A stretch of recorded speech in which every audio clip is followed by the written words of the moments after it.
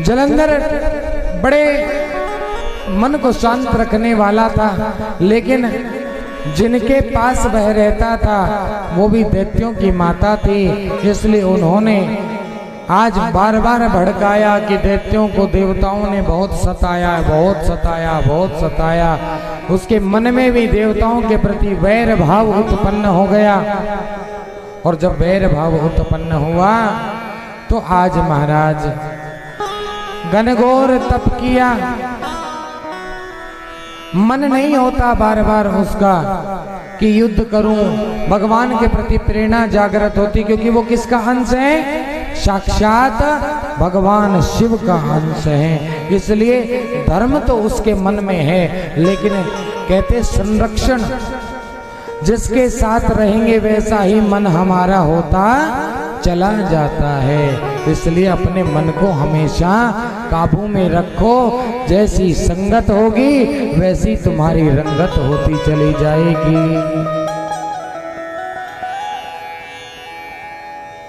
आज जलंधर का विवाह एक वृंदा नाम की कन्या से हुआ, जो कि अपने आप में बहुत बड़ी सती है, भगवान नारायण की उपासक है और दिन रात भगवान का भजन करती है। नारायण भगवान ने प्रसन्न होकर उसको दर्शन दिए। भगवान नारायण से कहती है, मुझे कोई ऐसा वर दीजिए जिससे मेरे पति के ऊपर कभी भी कोई आँच ना आए, हाँ, मेरा सुहाग बना रहे। तो भगवान ने आज एक फूलों की माला दी। हे देवी, तुम्हारे तप के प्रभाव से ये जो माला तुम्हारे पति के गले में पड़ी रहेगी, कभी मुरझाएगी नहीं। और साथ ही साथ जिस दिन तुम्हारा पतिव्रत धर्म खंडित होगा, उसी दिन ये माला उसके गले से टूटकर गिर जाएगी और फिर दुनिया में उसे कोई बचाने वाला नहीं होगा। वृंदा भी पतिव्रत धर्म का पालन करने वाली सती थी, इसलिए उसने उस माला को अपने पति के गले में पहनाया।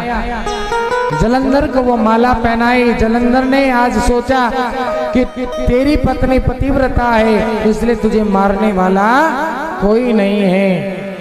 महाराज पूरे स्वर्ग पर आक्रमण कर दिया। बार बार देवताओं को सताए जाने पर देवताओं ने बार बार हमने विनय किया, हे भोलेनाथ कृपा करो, हे नारायण भगवान कृपा करो, जलंधर से हमारी रक्षा करो।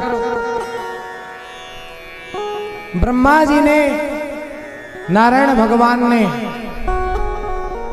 और बाबा भोलेनाथ ने मिलकर ये विचार बनाया, क्योंकि वो भगवान नारायण की उपासक थी। इसलिए नारायण भगवान ही आज जलंधर, जैसे ही युद्ध में आज जलंधर जाने लगा, युद्ध में इधर तो जलंधर युद्ध में निकला और इधर से नारायण भगवान जलंधर का रूप बनाकर वृंदा के पास पहुंच गए। और जब वहां उनके पास पहुंचे तो वृंदा ने कहा, हे प्राणेश्वर आप आ गए। महाराज भगवान को पहचान न सकी वृंदा, और जैसे ही अपना पति समझकर, ध्यान देना,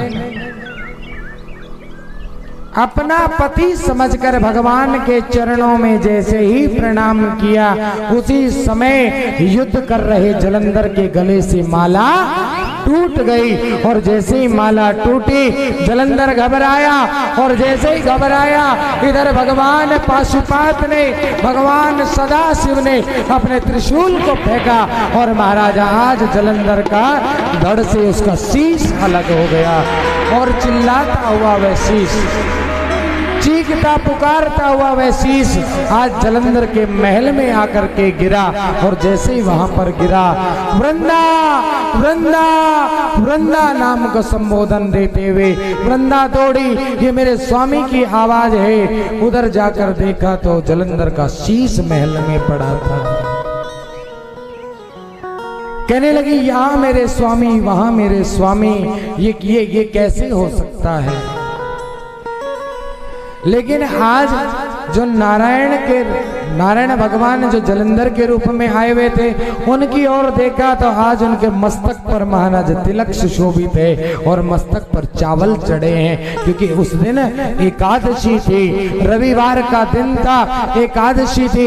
इसलिए महाराज सभी भक्तों ने बड़ा सुंदर पूजन किया था नारायण भगवान का, इसलिए मस्तक पर चावल अभी भी लगे थे। सब रूप बदल गया, लेकिन यह रूप नहीं बदल पाया। तिलक अब भी लगा हुआ था। देखा जैसे ही तो कहने लगी, कौन हो तुम, मेरे सामने आओ, वरना मैं अपने पतिव्रत धर्म को साक्षी करके तुम्हें श्राप दे दूंगी।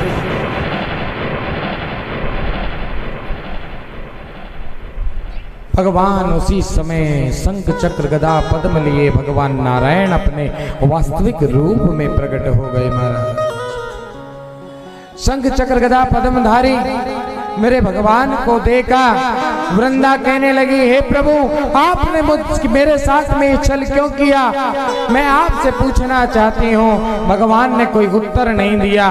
भगवान मौन खड़े रहे, मानो कोई शिला खड़ी हो। इस प्रकार से खड़े होने पर वृंदा को क्रोध आया और वृंदा ने हाथ में जल लिया और जल लेकर के आज श्राप दे दिया कि जाओ, आज मैं तुम्हें श्राप देती हूँ। जिस तरह मेरे बार बार पूछे जाने पर भी तुमने मुझे कोई उत्तर नहीं दिया, एक पत्थर के तरह आप खड़े हैं, एक शिला की तरह आप खड़े हैं, मैं तुम्हें श्राप देती हूँ, जाओ तुम शिला हो जाओ।